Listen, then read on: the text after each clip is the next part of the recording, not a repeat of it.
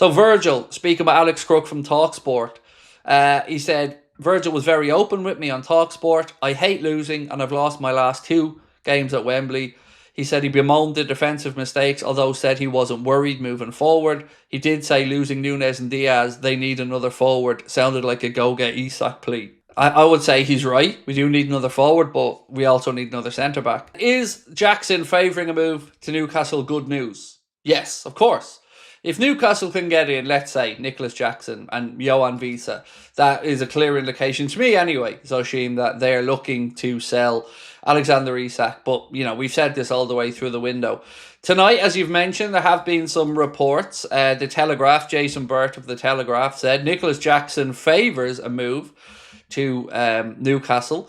Goes on to say that the forward's chances of securing the transfer are largely dependent on whether Newcastle relent and sell Isak to Liverpool. So, look, it's going to be Newcastle's decision one way or the other on Isak. But, you know, if they are shopping around, looking at options, you'd have to ask again, why are they doing it? And it's not because they want 3 centre forwards. So, for me, I do think it's good news, but ultimately, when Liverpool come back in with a bid and offer that's accepted, that's what we'll actually call good news. So for now, we heard from our captain after the game, and he believes Liverpool need an attacking reinforcement. Can't really argue with him there. Many of us feel we could probably do with a defensive one as well. Said, hey Craig, mate, good to see you. Do you agree Isak should play on the left when we sign him? Ekitike starting as a striker? No, I don't know what to expect. Whether Ekitike should play in off the left or not for Arnold to figure out, but I do agree we need the option, right? And I was really impressed with Ugo Ekitike today. And when he said that, you know, he's a versatile forward that can play in a few positions, I agree. I think he is. But it's hard to predict what's going to happen when a forward that we haven't signed yet comes in. But I think one thing I'd feel comfortable in saying is it will give us plenty of options, right?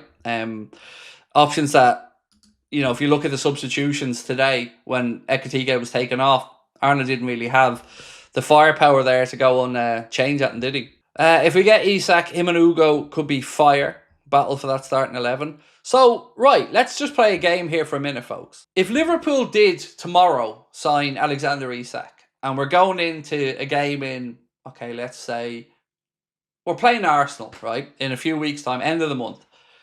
Who are you playing in the front 3? Hand on heart, right now, we've signed Isak and we're playing Arsenal.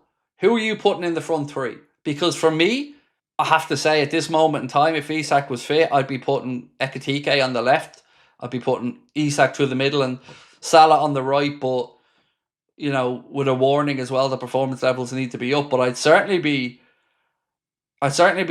pushing with Ekitike over Gakpo based off what I've seen today from both of them. So for me, I'd be putting Gakpo onto the bench and pushing Ekitike to the left. Ekitike, Isak, Salah for Christopher. Same for Billy, Ekitike, Isak, Salah. S4T, Ekitike left, Isak middle, Salah right. Yeah, I think I think good. I think we're all on the same page. Well, most of us are on the same page with that one. And again, that's not to knock Cody. I like Cody Gakpo, but he seemed one-dimensional at times today. I'd like him to attack the outside a little bit more, because cutting inside, yes, maybe it opens up a channel in front of you, but it also gives them a chance to reset. And I just thought it was too predictable at times today from Cody, who had looked really good in pre-season.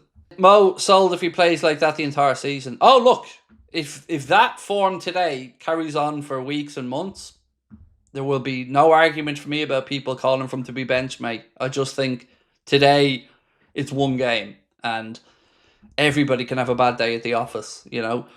And also, our attack is changing, so everything around him is changing as well. We have to keep that in mind. But yeah, if that form carried on for a prolonged period, you know, I think people would be within their rights to be asking what's going on there.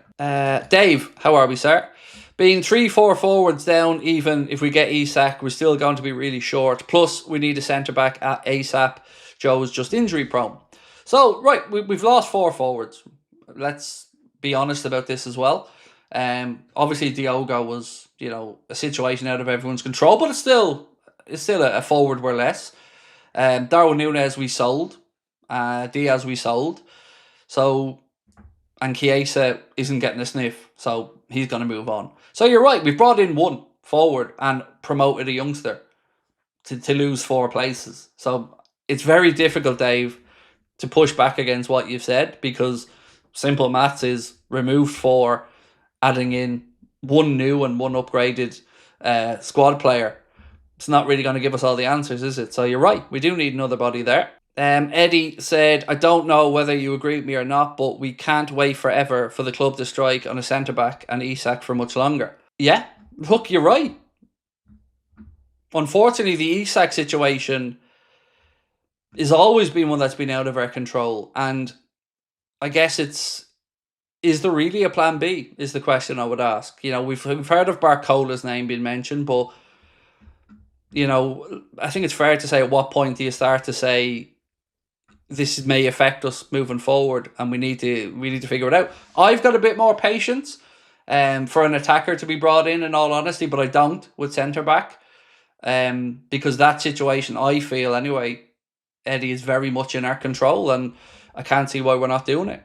Coldman said, Craig, mate, do you think Salah is more affected than the others by Jota? His head doesn't seem in the right place. Hard to answer, but it's certainly not out of the realms of possibility. You know, each person deals with grief and loss in a very different way.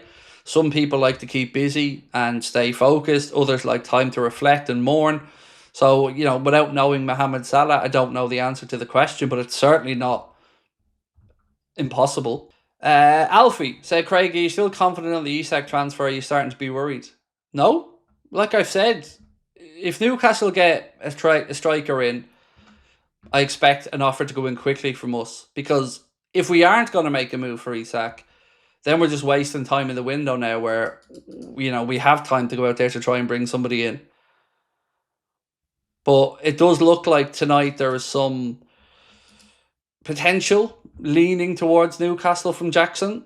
Jason Bird of the Telegraph said Nicholas Jackson favours a move to Newcastle should he leave Chelsea during this transfer window. So look, for me, I definitely I do think we get him still, because I don't think even taking us out of the equation, it's a salvageable situation for Newcastle with Isak. If we don't get Isak, who do we get as a number 9? Oh, Liam, I don't know, mate. And I've been racking my own brain trying to figure out the answer to that, because let's say Barcola is the answer, right? Well, we don't know the PSG, 1, have any interest in selling him. 2, that he's even potentially interested in the move. So it does feel like if it isn't Isak, there's a risk that it might be nobody. And if it's nobody, then shit, we're in trouble. Because even just from a numbers game, we haven't got enough there.